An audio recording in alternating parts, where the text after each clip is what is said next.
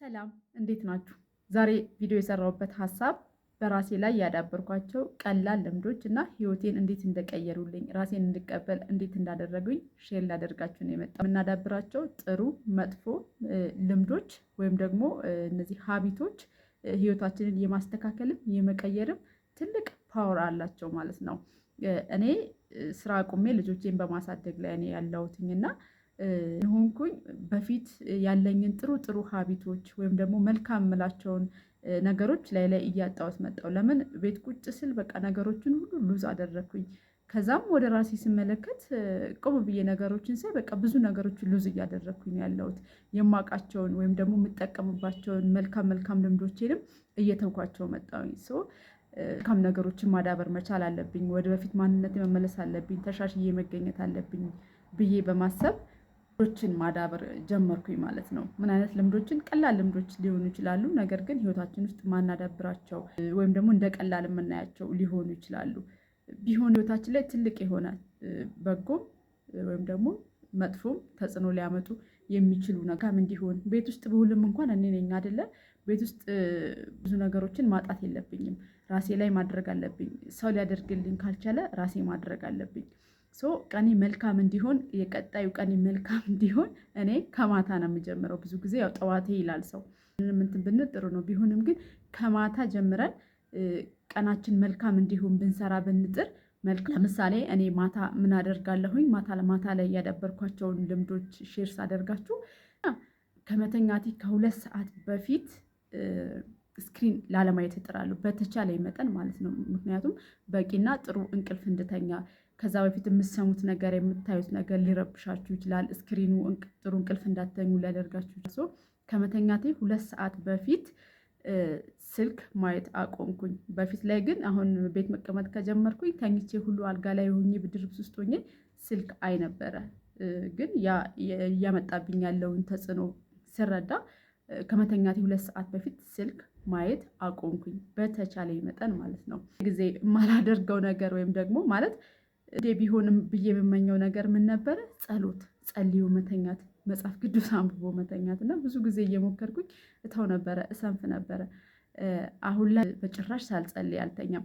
ማለት በፊትም ትቼ አልተኩትም። አልጋ ላይ ሆኜም ቢሆን አባታችን ነው ብዬ ጸልዬ ነው የምተኛው።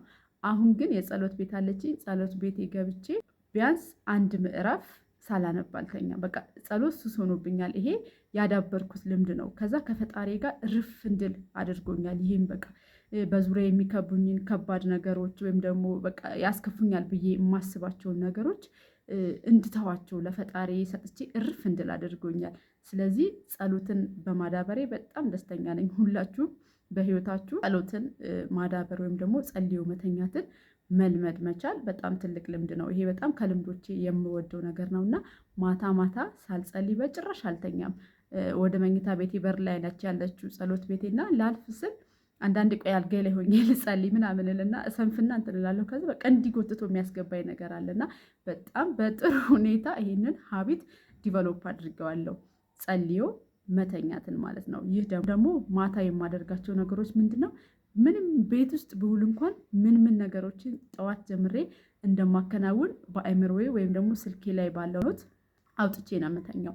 ይህም ቀኔን ዝም ብዬ እንዳልውል በቃ ድብር ባለና ምንም ነገር ፍሬ ያለው ነገር ሳልሰራ እንዳልውል አድርጎኛል። ከቻልኩኝ ስልኬ ስሬ ካለ ወይም ደግሞ ከመተኛቴ በፊት ኖት እጽፋለሁ።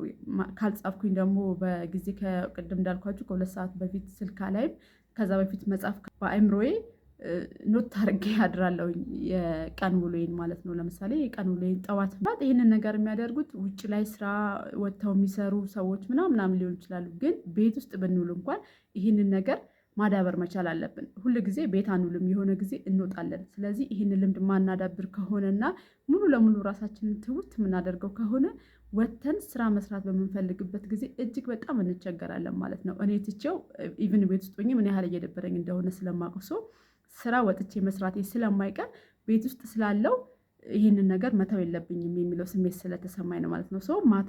ነገ ምን እንደማከናውን አወጣለሁ። ለምሳሌ ጠዋት ተነስቼ ፈጣሪን አመሰግናለሁ። ጠዋትም እንደዛው በሰላም እንዳሳደርከኝ በሰላም አውለን ብዬ የግል ጸሎቴን አደርጋለሁ። አንዳንድ ጊዜ ስፖርትና ጸሎትን እንትን ልለው እችላለሁ ወይ ደግሞ ስፖርታውን ማለት በቃ የማልወደው ነገር ነበር፣ የማልወደው ሀቢት ነበረ እና በተቻለ መጠን ቤቴ ውስጥ እንቀሳቀሳለሁ። ሻወሬን ወስዳለሁ። መጀመሪያ ካልጸለይኩኝ ከታጠብኩኝ ምናምን በኋላ እጸልያለሁኝ። ጠዋትም ጸሎቴን አደርሳለሁ ማለት ነው። ስለዚህ ስፖርት መስራት አሁን ለእኔ ከባዱ ነገር ነበረ። ግን ቤት ውስጥ ሲቀመጥ እንቅስቃሴ አላደርግም ምናምን ትንሽ እንኳን መንቀሳቀስ መቻሌ አንደኛ ለፊዚካሌ፣ ለአእምሮዬ፣ ለአጠቃላይ ጤንነቴ ጥሩ እንደሆነ ስለተገነዘብኩኝ ወይም ደግሞ ለውጡን ስላየሁት ላይ እንደው ብታንስም ብትበዛ 30 ደቂቃ የሚሆን 1 ሰዓት ይሁን ቤት ውስጥ እንቅስቃሴ አደርጋለሁ ከዩቲዩብ እያየሁ ማለት ነው። ይሄ በራሱ በጣም እኔ ላይ ያየሁት ለውጥ ነው። እንቅስቃሴ ማድረግ መልካም ነው። ይህንን ልምድም ብናዳብረው ጠዋት ጥሩ ነው። ስለዚህ ጠዋት እንቅስቃሴ አደርጋለሁ። ከዛም ልጆቼ ሲነሱ ለልጆቼ ማድረግ ያለብኝን ነገር ቁርስም፣ ልብስ መቀያየር፣ ዳይፐር ምናምን እሱን አደርጋለሁኝ። ከዛም ለልጆቼም ለእኔም ቤት ያፈራውን ጥሩ ቁርስ በላ በቃ ወደ ሌሎች አክቲቪቲዎች ይሄዳለሁ ማለት ነው። ጠዋት ላይ ጥሩ ቁርስ ስንበላ ያንን ነገር ከኋላ ካደረግናቸው ከጸለይን፣ ስፖርት ከሰራን፣ ጥሩ ቁርስ ከበላን ከዛ ቀሪ ጊዜያችንን ደግሞ የምንፈልገውን ነገር ሁሉ ማከናወን እንችላለን ማለት ነው። ለምሳሌ ለዩቲዩብ መዘጋጀት ካለብኝ፣ ለቲክቶክ ራሴ ላይ ለመስራት ወይ ደግሞ ማንበብ አለብኝ፣ ሶሻል ሚዲያዎችን ማየት አለብኝ ብዬ ካሰብኩ እሱን አደርጋለሁኝ። ቤቴ ውስጥ እንደ ሚስት ማድረግ ያለብኝን ነገር አደርጋለሁ። ቤት መጸዳቱን ያለው እኔም ማገዝ ያለብኝን ነገር አግዛለሁ። ለልጆቼ ምግብ እሰራለሁ። በጣም ብዙ ነገር ነው ታውቁታላችሁ እናቶች ቤት ውስጥ የሚሰራውና አደርጋለሁ ይሄ ማለት ነው። ከዚህም በተጨማሪ ጥሩ ልምዶቼ ብዬ የማስበው ወይም ደግሞ ራሴን ቀይሮኛል ብዬ የማስበው ካላስፈላጊ ሶሻል ሚዲያዎች ራሴን አርቄያለሁ። በፊት ላይ ሁሉን ነገር በቃ ስክሮል እያደረግኩኝ አያለው ረጅም ሰዓት ማለት ነው። አሁን ግን በቃ ታይ እላለሁ ለራሴ። በቃሽ ምን ይጠቅምሻል ይሄንን አይተሽላለሁ እና ካላስፈላጊ ሶሻል ሚዲያዎች ራሴን አርቄያለሁ። ከዛም አርቄ የሚጠቅሙኝን ዩቲዩብ ላይ ይሁን ሰዓት ገድቤ የሚጠቅሙኝን ነገሮች ማየት ጀምሬያለሁ። ይሄ በአሁን ጊዜ ቀላል አይደለም። ራሳችን ላይ ይሄንን ገደብ ማድረግ መቻል።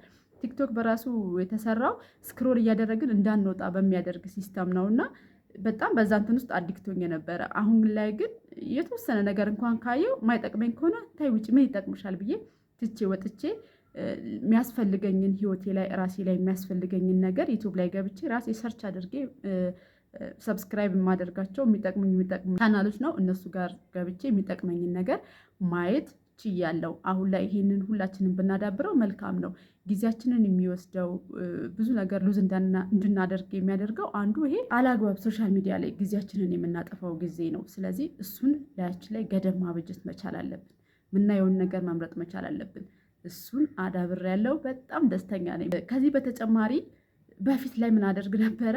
ደስታዬን ከሰዎች እጠብቅ ነበር። በሚያደርጉት ነገር ለመደሰት እጥራለሁ። ሰዎች እንዲያስደስቱኝ ይፈልጋለሁ ምናምን። ግን ያንን ነገር ከሰዎች ማግኘት ሳልችል ስቀር ስለዚህ ለራሴ ደስታ መፍጠር አለብኝ። ራሴ ደስታ መፍጠር አለብኝ። የሚያስደስተኝን ነገር ለራሴ ማድረግ አለብኝ። ከሰው መጠበቅ የለብኝም የሚለውን ሀሳብ ለራሴ እንትን በማለት መዝሙርም ማዳመጥ ሊሆን ይችላል፣ የሚያስደስተኝን ነገር ማየት ሊሆን ይችላል። ብቻ በቃ ለእኔ ያስደስተኛል ብዬ የማስበውን ነገር ታጥቦ ዶድራንት ተቀብቶ ምናምን ተኳኩሎ መቀመጥ ምናምን ያዝናናኛል እና እሱንም ማድረግ ሊሆን ይችላል እና ደስታዬን ከሰው መጠበቅ አቆምኩኝ። እሱ በራሱ ሰላም የሚሰጥ ነገር ነው። ሁሌ ከሰው ጠባቂዎች አትሁኑ። ላይመቸውም ቀርቶ ሊሆን ይችላል ምናምን ከጓደኛም ከቤተሰብም ከትዳር አጋርም ከማንም ደስታችሁን አትጠብቁ።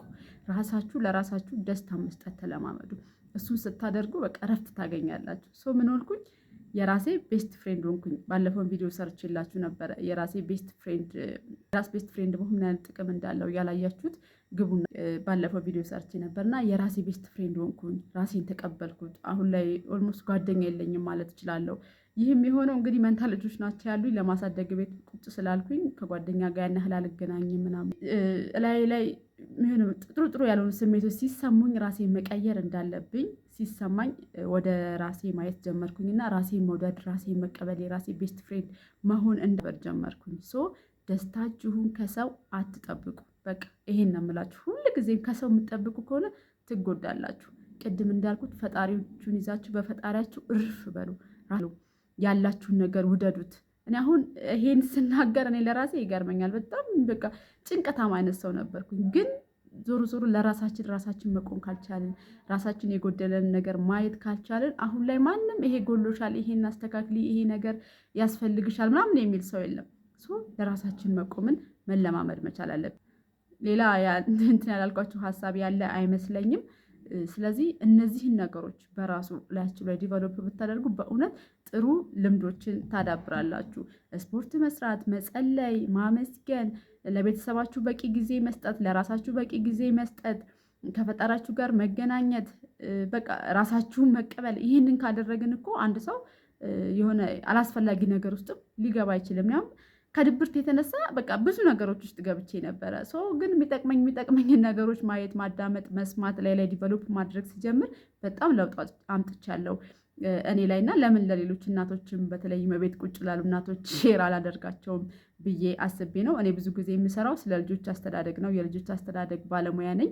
በዚህ ቻናል ላይ ልጆችን የሚመለከቱ ሀሳቦች ነበረ የምሰራው። ዛሬ ግን ይህን ነገር እስኪ ለእናቶች ለእህቶች ሼር ላደርጋቸው ብዬ አስቤ ነው ይሄን ቪዲዮ የሰራሁት። ሀሳቤን ከወደዳችሁ ቻናሌን ሰብስክራይብ፣ ላይክ፣ ሼር አድርጉ። ከእናንተ ምንም አይጎልም አይቀንስም፣ ለእኔ ግን ይጠቅመኛል፣ ያለኝን ነገር እንዳወጣ ያግዘኛል እና በጣም እወዳችኋለሁ። ስለተከታተላችሁኝ፣ ስላዳመጣችሁኝ እጅግ በጣም አመሰግናለሁ። ቻው